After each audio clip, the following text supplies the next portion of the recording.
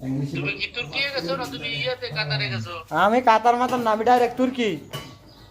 তোমার বিয়ে করো। তুমি বাংলাদেশে দেখতে যাওয়ার সময় কি তুর্কি বিমানে গেছো? হ্যাঁ তাইলে তোমার সমস্যা হইতো না, তাইলে তোমার সমস্যা নাই। সমস্যা হয়েছে যারা কাতার হয়ে গেছে তাকে। তাহলে তুমি কি তুর্কি ফ্লাইট চলতেছে? না চললে হারাইছে কেমন? এই যে গত পরশু দিনে যে 5 জন ও তো তো আঙ্গ তুর্কি তো আঙ্গ তো তুর্কি ফ্লাইট হইতো, আমি এত চিন্তা করতেছি কে। হৃদয়ের মামু আইছে, তারপরে হৃদয়ের মামু ছিল না? আরে হ নোয়া খেললা হৃদয়ের মামু আইছে, জাতকা আইছে, আমগুলো বাসে আইছে, কাল্লা হৃদয়ের একদিন আমগুলো আইছে বাসে 1,95,000 টিকিট দিয়ে আপনি কেটে আইছে কাতার হয়ে গেছে।